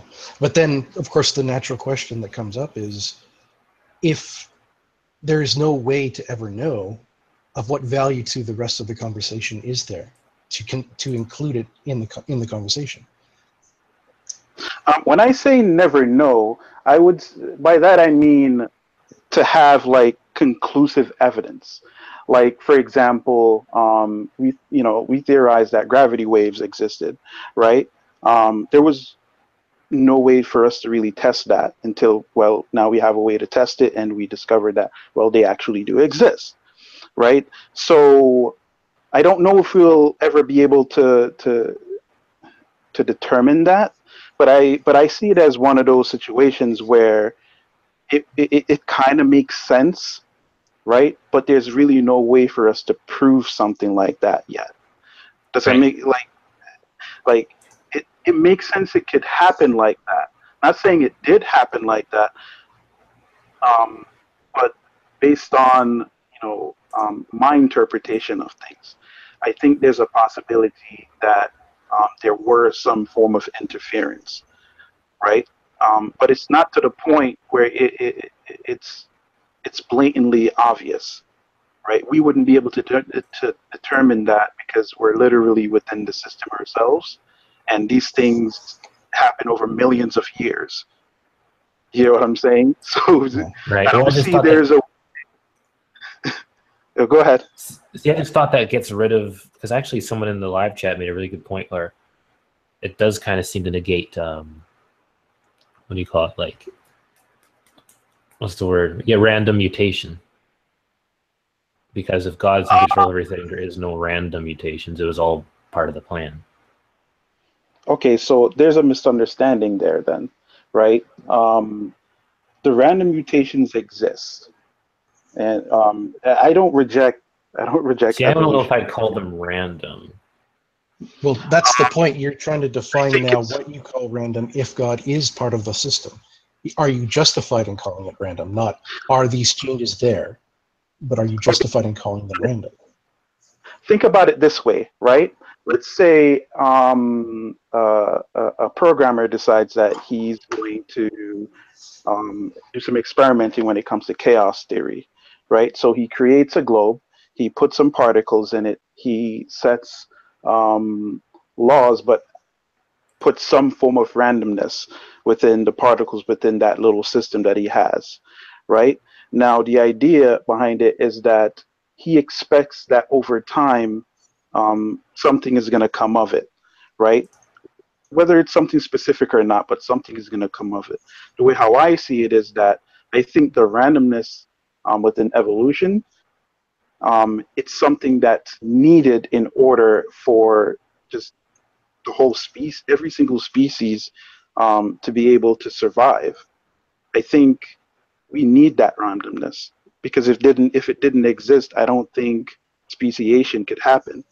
Right. We need those random mutations. Yeah, but I don't think that they're random, because if God is in control of everything, it's like he specifically had these mutations happen that were going to catch on at specific times in order to even have the diversity of life that we have right now at this current state. Then he would also be responsible for when it goes wrong, though, right? Yeah, and that's the God of cancer argument. Could be. And that's my point, and this is why I'm saying. Well, I mean, I don't know. Like, I don't know if it's always. It's a self-sufficient system. It's set up to work a particular way, and the randomness bring good, good mutations, bad mutations, neutral mutations. It's something that is needed. It's not a situation where he needs to be directly involved with every single mutation, every single time with one population might change to something a little bit different. See, the problem arises is, why does this God or creative force, whatever you think created everything, why does it have to only, be thanked for like the beneficial stuff? It could have easily have created the negative things as well. Because here's the thing, because otherwise you have to throw out the whole, oh, there was nothing bad before the fall. Are you going to say that your God didn't create carnivores or whatnot? I don't hold that position, so. Right. So if you can accept the fact that he can make carnivores, I think you can accept the fact that he can make cancer as well. Yeah, but you see, that's my point, right? I am not making the argument that God has a direct hand in these things. I'm not saying he's unable to interact or do anything. What I'm saying is that the system is set up in a particular way, so that it's going to work as intended. So right. Maybe cancer is supposed to exist. Maybe it's a form, viruses, for example, maybe it's a form of population control, right? Because if you look at us right now, in the past, 500 years, our population have exploded. Now, imagine if there's any form of disease, any form of natural disasters, or anything like that. How much people do you think would be on Earth compared to, right now? Right. Just started from the population from maybe 500 years ago. Right, and I thought you were going to go down the whole route about, God can create things because, good because he's a good God and all that kind of stuff. But well, I've actually been hearing arguments against that particular point of view lately, and I've been thinking about them. Right, and the way I see it, it's like, well, first of all, I don't even think that the Christian God is necessarily one I want to follow anyhow, so I can easily see him doing things that I would consider evil or kind of messed up. So if he was to direct everything and whatnot, I also think he could do it in such a way where it can be direct yet indirect at the same time. Like maybe there's certain things that he directed specifically, like the symmetry of animals and all this kind of stuff. But maybe there's other things where you kind of just let nature kind of run its course as well. I mean, that's another way of looking at it. I'm not saying he did it that way or not, but that's the argument I heard, was that apparently if you consider the ultimate ends, it's somehow in the equation, then it doesn't matter what the means were, the ends justify the means. Okay. Well, I don't think you have to go that far. I think you just got to understand that, first off, I don't believe a God exists, but let's just say the Christian God does exist, and you want to say is good, that's fine. Because what's good to one thing isn't good to another thing, and like if cows knew what we were doing to cows, they would think we're monsters. Right. So God is good according to his own damn standard, just like we are. Okay. I think that's how it should be argued. Right. So that's the thing. I know that actually kind of has to do a lot with the last time's topic about misotheism, which is what I identify as. And that's another thing where you're not going to get through to people because people want to say, oh, well, God's not good because all the stuff he did. Well, it's like you realize all the Christians have to do is just say, well, he's not good according to your standard, but the only standard that matters is God's because that's the one that they worship. So, and if they think that he created everything, then, are they then required to hold that as an acceptable explanation, or can they not have their own opinion about that? Well, I remember back when I considered myself a Christian, I had two different sets of morality. Where it's like one stuff that I actually thought was right and wrong, but there's stuff that God thought was right and wrong, right? So I think people can have their own standard of morality still, but I think it also one depends. that's higher than the other. I think it also depends on what kind of religious you are. Because, like, the Jews have a deal with God, so they have to follow those rules. But the Christians don't have that deal, so they can kind of do what they want to a certain extent. I don't think that's true. hold on. Let me just correct something there. At least in regards to Christians, this is the way how it's looked at, right? Jesus dying on the cross for our sins. How should I put this in a layman way? It's basically, it gives us the opportunity to have a close relationship with God. Right now, within each relationship you have with anyone, right, there are certain rules you have to go by. I mean, you're not going to punch your best friend in the face, for no reason or whatever, right? So in order to maintain that relationship, you have to follow certain rules. So just like any person, God has his own set of rules, right? Or I guess morals that you would have to probably base your morals on, right? In order for you to maintain that relationship with him or to have that relationship with him. Well, I know that's what people say. I'm not an expert in the Bible, but as far as I'm aware, all the rules that are specifically given to people are given to specific people or a specific group of people. And as far as I know, Jesus never said, do this or you're not getting into heaven. Well, technically, what Jesus said on the matter was the story of the lawyer, which is one of my favorites, which is essentially a lawyer of the law, the Mosaic law, whatever, came up to him and asked him which was the most important commandment, and he said there were two. And the first one was love God your Father with your whole heart, soul, mind, and strength, and the second one was essentially the golden rule. So all the other laws were suspended on those two. So that naturally brings up the question, what happens when there's a conflict? Some people will say they can't conflict. Some people will say they obviously conflict. Well, I think a more important question is, was Jesus aware of the person he was talking to? Because if he was, that could have been given to a very specific person. Well, technically it was. The guy was asking, out of like the 300 or 613 laws, which is the greatest commandment? And the reason it's called the lawyer is because he's described as being a scholar of the law. So he knew what he was talking about. And so Jesus didn't tell him which one was important. He told him there were two. Yeah, but a Roman Catholic isn't a Jew. Okay. I think sometimes we might either overcomplicate things or we might simplify things too much. Because okay, take one of the commandments. Thou shalt not kill, right? If you are in a position, yeah, it's murder, right? Don't murder someone. I mean, if you're in the original word was murder. Yeah, but most Christians, for example, interpret it as just killing, and so some of them, they might have this idea as to you shouldn't take a life no matter what, under any circumstance. Yeah, and so what would I think it would actually be a sin for if you were in a position to save someone's life and you just kind of stood there, right? Even if it means end up killing that person, the aggressor, for example, right? I don't see that as being something good. Yeah, well, that's the whole problem with asking a Christian the trolley problem, is because according to the understanding of how blood guilt is apportioned for the unlawful taking of a life, you just standing there and letting 5 people die is no blood on your hands, according to God, rather than you pushing the button and deliberately by action killing one person. So you can let 5 people die, and God will not consider you blood guilty because you did not actively do anything.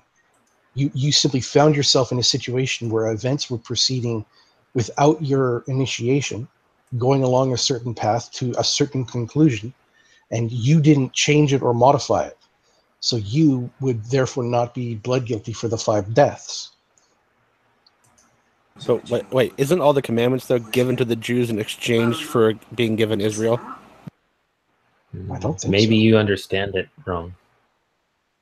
Well, I'm pretty sure that's when the commandments are listed. They were given to the Jews, while in exchange, right? That's why it's called a covenant. Well, there were a few covenants, but that was the one that selected them as being his chosen people, not necessarily that they were being given that land. That was a covenant that he made with Abraham, if I remember correctly, that he would make a tribe out of his descendants. And oh yeah, but that was a covenant before the one I'm talking about. Right, there can be more than one. I mean, there was one given to Noah. Yeah, there's the Noahic covenant. There's a few of them. Okay, so you have two types of covenants. You have conditional and unconditional, right? Conditional in where you have to, obviously you got to give something to get something, right? And the unconditional where it's just God giving you something. You don't have to specifically give him anything back in return. Unconditional love with conditions. Yeah. I'm glad we can agree on that. So the one with Abraham, I would consider that one as being in the unconditional aspect of things, but that's just my opinion. The one that he made with Israel, especially when he gave the commandments, that's conditional, right? So that's just my view on it. I'm sure there's going to be a ton of Christians who are going to disagree with me, and they might have really good reasons, but that's just my view on it anyways. But I see the Ten Commandments as just, I guess, basic frameworks for us to follow. I don't necessarily see them as, because we all know that there's a gray area when it comes to morality, right? And it's just situational, and I think that's one of the main reasons why we have our free will, why we have a sense of morality. I don't think you can be moral without these things. Right. I know it's a conversation for another time, but Scott brings up a good point to live chat. Two of his comments, Scott Spellinger, the Lord is a jealous and avenging God. The Lord takes vengeance and is filled with wrath. What a piece of shit kind of God would be like that. And then another one he says is a jealous and a vengeful God is not all loving. And that's one of the reasons why, I know it's not the topic, but, I consider myself a misotheist. It's pretty hard to love somebody that demands love like that. And then you have a whole bunch of commands in that as well, too. So. See, this is the thing, and I think this is where we kind of complicate things. I think we tend to forget that God is a person, and I think essentially when he expresses certain things about himself, he's telling you about himself. He's telling you how he is, right? And so him being jealous, that's just how it is. He's jealous. The point of the matter is, if he creates us, right, and he allows us to live or do whatever, right, at some point he might want some form of gratification. Who knows? His reasons. If he recreated everything, he shouldn't need any form of gratification. He can just make it. No, hold on. That's my point, though. He doesn't need any of that stuff. Right. But the matter is that since he wants to form a relationship with us, and since it's a situation where he is a person, and everyone is capable of everything, and everyone who has a personality can get jealous, then why can't he get jealous? Because there's no reason for him to. I mean, if he is, he's just being a dick. Sorry, but have you ever considered that maybe if this is true, that he's just telling you what you need to hear, and not necessarily what is actually true? Yeah, but then he'd be lying. That would be lying. That would be dishonest. And what? I don't think that. I think that goes against. It's specifically stated that he's not a liar and can't lie. That's what the book says. But if he's telling you what you need to hear, then it's just a case of the liar telling you that he's not lying. Yeah, but what would be his reason for doing that, though? I don't. You'd really have to make an argument that he's worth listening to at all. Well, if you assume that he cares about you and he knows what's best in the end, he might actually lie to you to get you to do the thing that's best for you. No, it's just like every relationship, man. Like, think about it. If someone is gonna come up to you and tell you that they care about you, right? Right. I don't think There's it's like no every way- relationship, because in every relationship you don't have the opposite thing about having to burn in hell for all eternity if you don't accept the person.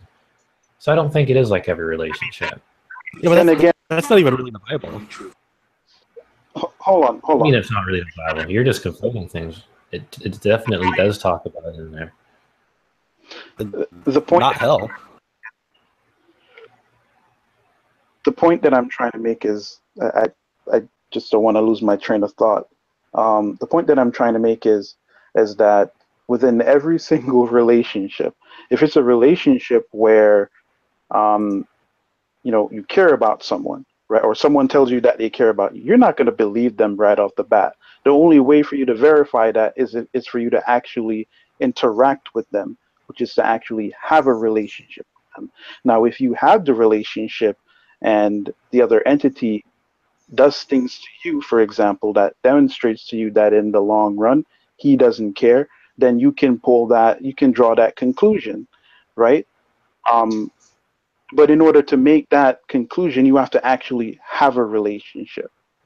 And so that's why I am having trouble like following you. Well, I didn't say it was a conclusion. I said, have you ever considered it as a possibility? Right. I think that's another conversation for another time, since we've been going on for 2 hours now. I do not want to deprive Steve McRae's audience from the debate that's going on. I think it's happening on his channel or whatnot. Kent Hovind versus... Last I knew, Kent Hovind was supposed to be on MK's channel. Oh, really?